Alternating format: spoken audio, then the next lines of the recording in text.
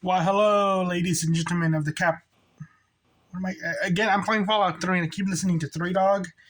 Hello, ladies and gentlemen. It is I, the Copper Owl, bringing you a Dark Zone video, the Covert Ops. And I got this blaster at Goodwill for $2. And it was really because Legit Bread made a video about the same blaster, or well, the current version that comes with the scope. It's $10, and I just so happened on the same day find this blaster at Goodwill and all that. I was looking for an eye on fire, but again, it's like they're everywhere until you start looking for them and all that. So I just said, I'll buy it because I save $8. But also because like that one blaster's Canadian exclusive, so it's like, yeah, I might as well. And he spoke real highly of it, and I'm like, okay. So I bought it, and this was a good buy.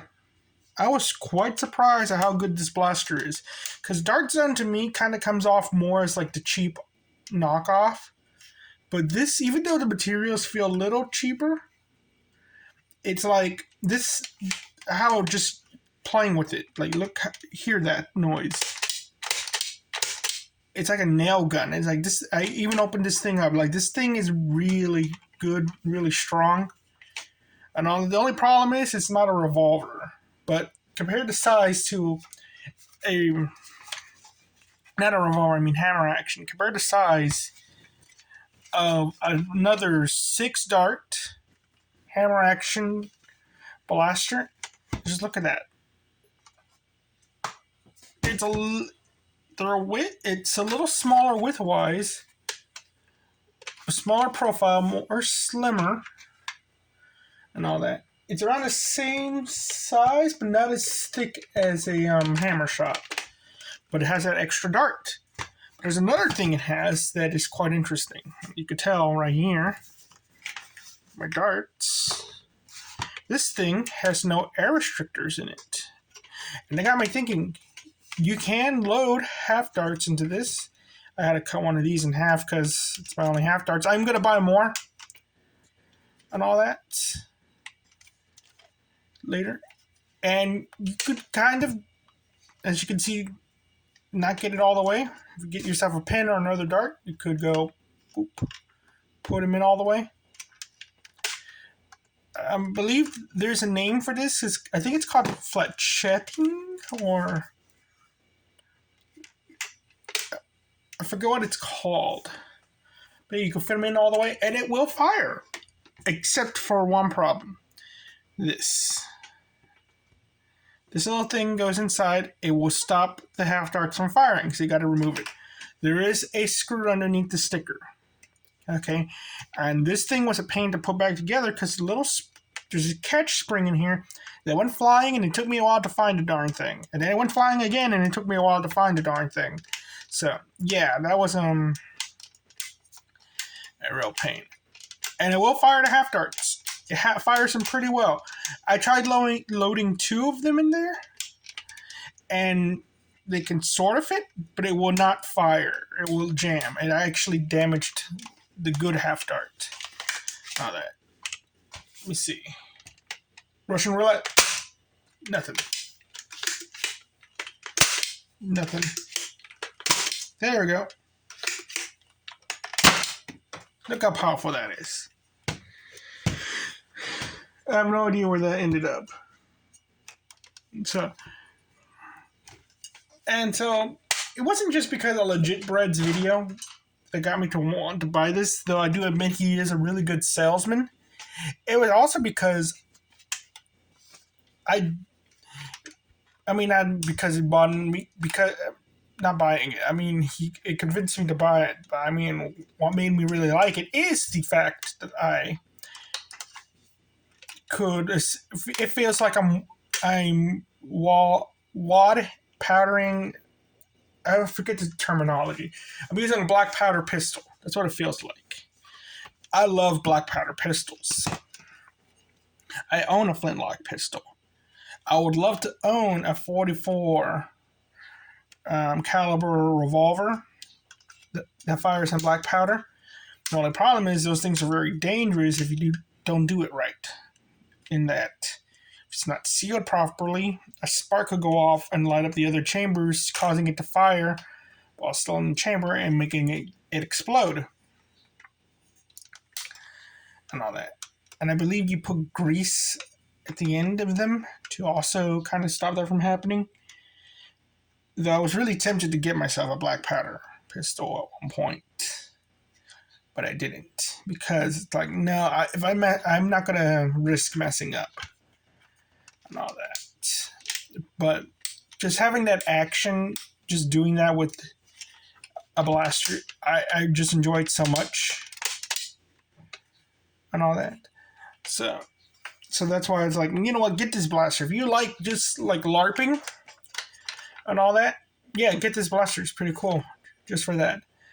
It doesn't look anything like a black powder revolver, but, you know, little side note, you can actually buy a black powder revolver. This thing and a black powder revolver are both considered not firearms by law because it's an antique and all that. You can replace the cylinders in black powder revolvers with modern day reproductions or some other. I think maybe if it was like made by the same company, you can replace the cylinders with another cylinder and you can fire regular bullets out of them. But you need a weaker type of ammunition. It's called cowboy shot. It's for planking, not really for self-defense and all that. So yeah, black powder revolvers are only they're not bad. They're not bad firearms. They're just only good for planking nowadays because you could just get something for around the same price that actually fires an actual bullet. But if you're in a state that is extremely authoritarian, the only thing you could probably use is a black powder pistol. So one of my problems with this blaster, though, is the trigger pull. I'm not even primed. I'm applying the same amount of force to it. And, well, I'm not applying this. I'm applying more force into this one. Primed.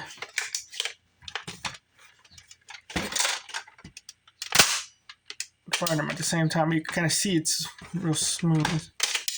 This is more smoother than this. And it's because it's doing this whole mechanism and all that. You ever see Grand Thumb's videos, which you should go check out if you want like good weapon videos. He always does these trigger pull tests to show off how hard it is, which is a factor when thinking about whether or not you're going to use a blaster. Is it comfortable? Do you have a weak hand and all that? And everything, which is not a big deal with this thing when I think about it. But it has no slam fire. It's not hammer action. It's like, if this was hammer action with the same performance, I'll have 100 of these. But no, it's not. So, I do recommend this blaster. For Nerf war, I'm very uncertain because I don't have enough half darts to really experiment with this. And again, I could dual wield these a lot better than this. And I have plenty of hammer shots. But I'm going to do a comparison video later. I am going to mod one of my hammer shots and take out the air restrictors. And I'm going to see which is better. All that. But I do love this blaster. Anything that will get me to like pretend I'm wadding something, wadding something is good by my book. I just love black powder. And I wish Nerf did make blasters kind of based off black powder pistols. It would be nice to have like a rival line that you load it up like that. And everything, have muskets so you could LARP, just real steel based stuff And I think it's not like you're going to get in trouble because they're not firearms by the law. So Nerf, there's an example. And you're making the Star Wars blasters, which are essentially that too. They're based off real world firearms, but you have the ebb and phase blaster, which is a type of musket and all that. It's just been sci-fi'd up. If I get another one of these, I might paint it, but it's too sci-fi, like 90s looking, which is a problem with me as well. The aesthetic doesn't look good, unlike Nerf, which is like, it's more flat and uniform, but it's like, you can still make them look like Mad Maxy and all that, but this thing looks too much like something a guy would wield in a censored cartoon. So it bothers me. And there's even like a iron sight, like adjuster up here. So that's also bothering me because I would have to change the colors. So until I could see a weapon in a movie or something that looks like this, has the same profile, I might not paint it. But I definitely will buy another one. If I find one, I will buy another one. Well, thank you very much, ladies and gentlemen. You all have a nice day. Bye-bye.